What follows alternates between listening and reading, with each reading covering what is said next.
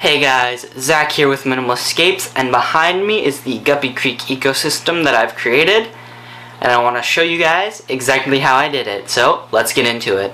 So the first thing that I want to do is just get some topsoil in the bottom. You can see that there's already some dirt in the bottom. I was just testing to see if I had enough aqua soil, but I don't. So I'm just going to use some topsoil and just kind of line the bottom, probably put about an inch of it in the bottom. So let's get that done. So now all I'm going to do with the dirt that's in there is just spray it down, kind of get it more to a mud consistency. I've tried to pick out what I can of any sticks and things that I see in there, but as I go along, if I see any more, I'll just take them out. So I've made it kind of muddy. See, I've just dampened it, and this is just going to allow me to get the sand on, no problem. It's also going to let some air escape from the dirt that's in here right now, and that's just going to sort of allow me not to have issues with air pockets developing underneath the sand. So I'm just going to get the sand in, and I'm just going to pour it on top. So I'm going to do the same thing with the sand that I did with the dirt, is I'm just going to fill it up a little bit and let the sand kind of settle and move around before I put the scape in and just get it set down. So now with all of this in, I am going to start the hardscape, and I'm just going to keep it pretty basic and easy, pretty simple. I'm just going to use these just gray stones, just anything you can find on a beach really, and I'm just going to use some driftwood that I found and other sticks that I found, and hopefully make something that kind of flows from over here to over here and kind of create like a nice streamscape.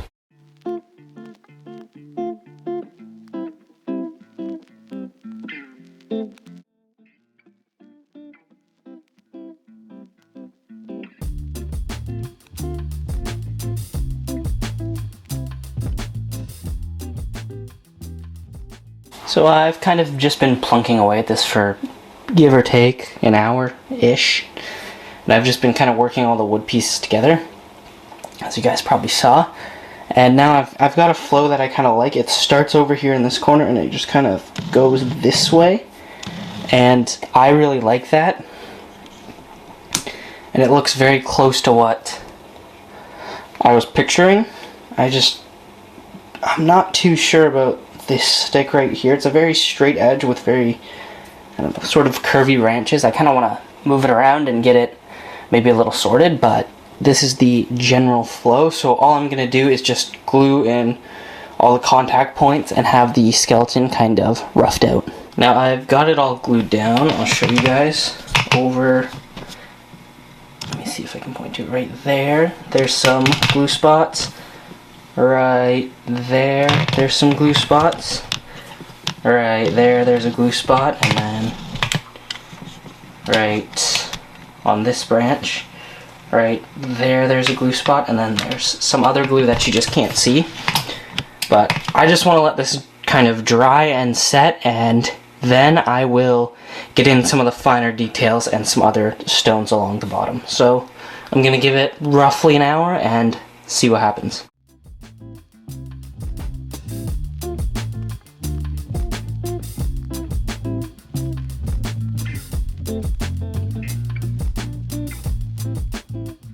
So it's been about an hour and the glue's nice and dry. I like to just do a little test. I just kind of give it like a little tap and see if it just pops off. If it doesn't, it's generally good.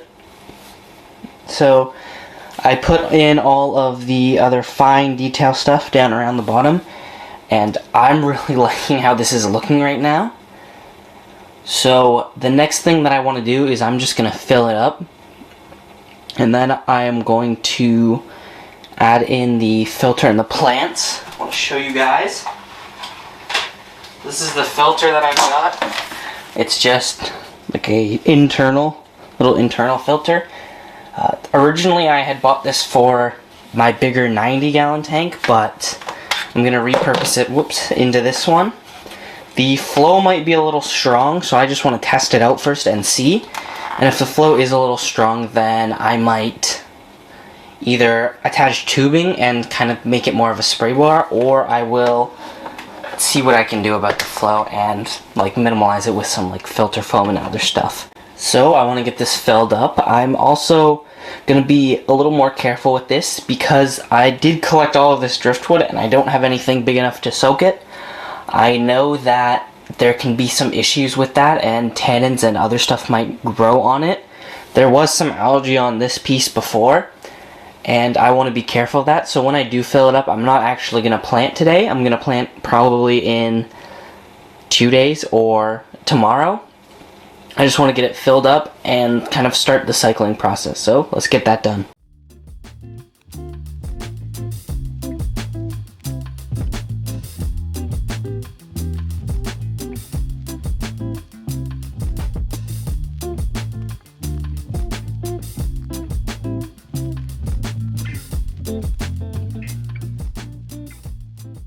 So it's been about a week of having this tank set up. I haven't added anything to it. I haven't topped up the water at all. I've done absolutely nothing. I just stuck the filter in and let it run. You can see that I'm actually really happy because it doesn't look like any tannins have really been released, and you can see that it's crystal clear. The only problem that I've seen is this right here, and that was just probably the filter just blowing water from kind of this direction, and I guess it just kind of scoops down because it also moved this rock and it scoops down and pushes this over, but that's easy enough to fix. And once I fix that, I'm going to plant. So let's get that done and then start planting. So now with the bottom kind of fixed and kind of leveled out more, I can get to planting. As far as plants go, I think I'm probably going to stay with some of the kind of longer, flowier stems. I'm thinking some Val in the back there, kind of looming over. Probably some dwarf sage in the foreground here. And then kind of over on this side I might do some bigger, puffier plants that are sort of out of the flow. So let me collect those up and I can get them in. Before I plant, I've got the plants ready to go. But before I put them in, I did want to say I did try to clean them off the best that I could of any duckweed. I don't want to have too much duckweed in this tank. I'm going to try to avoid it as much as I can because it just does take over, especially in newer setups like this. There's lots of free-floating minerals in the water and other trace elements that duckweed really thrives on, and without anything growing up, it's going to just take over. So I'm trying to mitigate that while I can. So I've tried to clean off the duckweed, and in the coming days I'll scoop out any that I see floating around.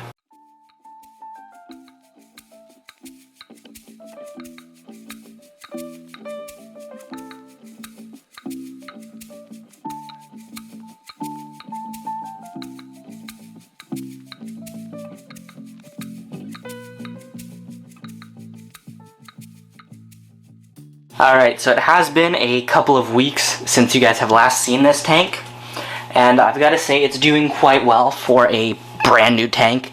I used some old substrate, and then I used some, actually that's it, old substrate, and all the rocks are completely new. They haven't been in any of my buckets or anything, but it's just been the old substrate, and it's doing quite well for a newer tank. I do have some algae building up on the front log here, and that's just due to having a lot of light, but that's what I've wanted. I wanted to keep the light a little bit higher for the plants to hopefully spurt some more growth. As you can see, the plants haven't really taken over too much yet.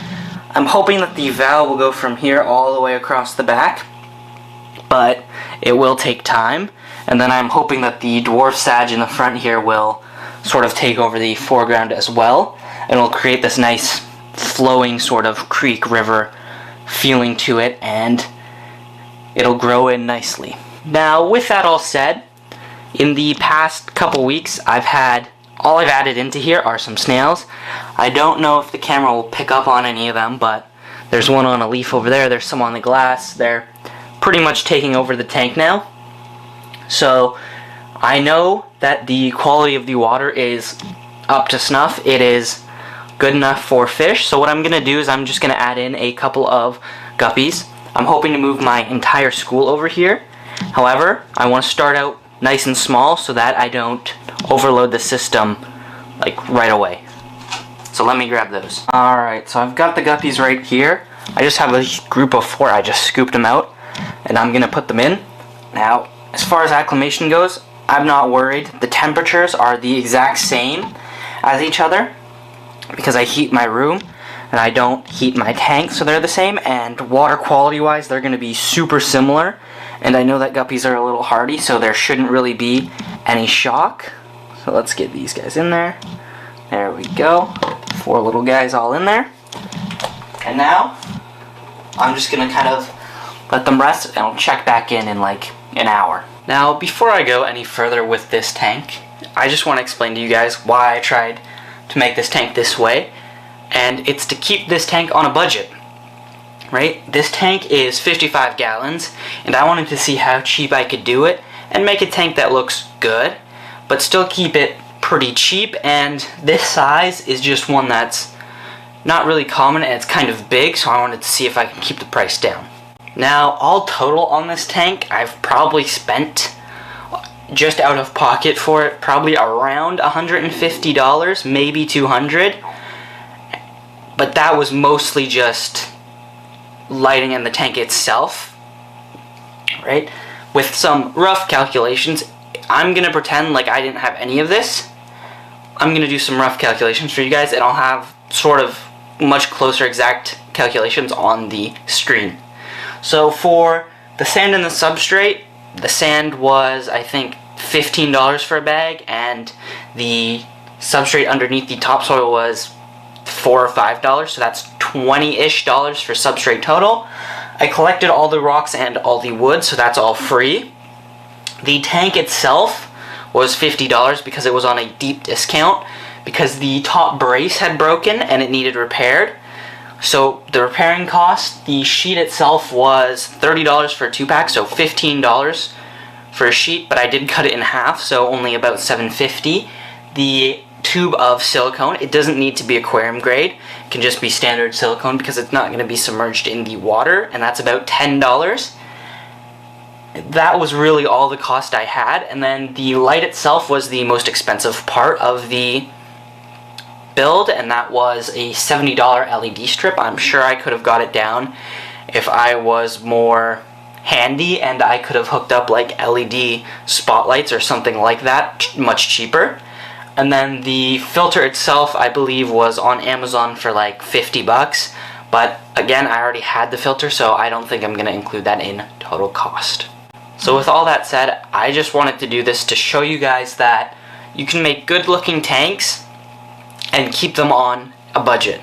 This is a 55 gallon, as I already said, so if you did it with a 20 gallon, you could probably get away with a lot less. Like the light, for example. It's a 4-foot light. It's quite a big aquarium light. It is one of the cheap ones off Amazon, but it is still big, so it is still going to cost more. If you had like a 10 gallon, your light expense is going to be a lot lower down. And if you already have tanks, you can cut out a lot of expenses for substrate, hardscape, plants. I didn't include the plant costs because I already had them. So you can cut down on a lot of those expenses, and it just makes aquariums much more accessible, and it makes them so that anyone can do them. Now this is, as I previously mentioned, part 1 of probably 2 parts on this tank, and that's all I'm going to include in this video. So come back in a couple of weeks. I'm going to show you guys how this tank has fully developed. So I'll see you guys next time. Thank you so much for watching. Peace.